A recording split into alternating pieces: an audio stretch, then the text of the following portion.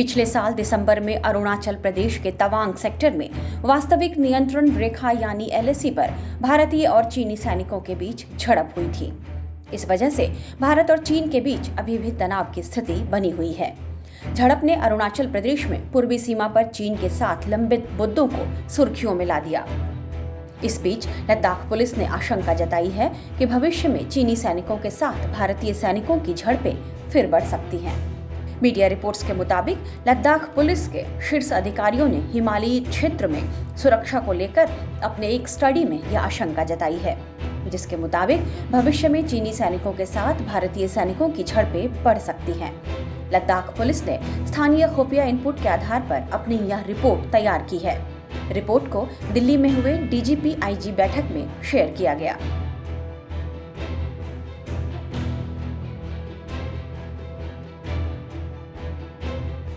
Report के मुताबिक ऐसा इसलिए हो सकता है क्योंकि चीन की ओर से सीमा के उस पार लगातार सैन्य बुनियादी ढांचा खड़ा किया जा रहा है। इसके जरिए चीनी सेना इंच दर इंच जमीन हड़पने की चाल चल रही है। लद्दाख पुलिस की इस रिपोर्ट में कहा गया है कि 2020 में लद्दाख में वास्तविक नियंत्रण रेखा के पास हुई झड़प में कई भारतीय जवान शहीद हुए। सैन्य एवं रणनीतिक वार्ताओं के चलते सीमा पर तनाव कम हुआ, लेकिन इसके बाद पिछले साल दिसंबर में अरुणाचल प्रदेश में पूर्वी सीमा पर चीनी सैनिकों ने भारतीय जवानों के साथ झड़प की। तब भी हमारे जवानों ने उन्हें पीछे हटने को मजबूर किया। रिपोर्ट के मुताबिक चीनी पीपुल्स लिबरेशन आर्मी सबसे ऊंची चोटियों पर बेहतरीन कैमरे लगाकर हमारे सुरक्षा बलों की आवाजाही की निगरानी रख रही है। रिपोर्ट में यह भी कहा गया है कि अगर झड़पों और संघर्ष के पैटर्न पर गौर किया जाए तो 2013-14 के बाद से 2 से 3 साल के अंतराल में एलएसी पर लगातार तनाव की स्थिति पैदा हो जाती है। रिपोर्ट के मुताबिक चीन में घरेलू मजबूरियों और क्षेत्र में उनके आर्थिक हितों को देखते हुए पीएलए अपने सैन्य बुनियादी ढांचे का निर्माण करना जारी रखेगी और झड़पें भी अक्सर होती रहेंगी। यही दोनों सेनाओं के बीच संघर्ष का मूल कारण बनेगी।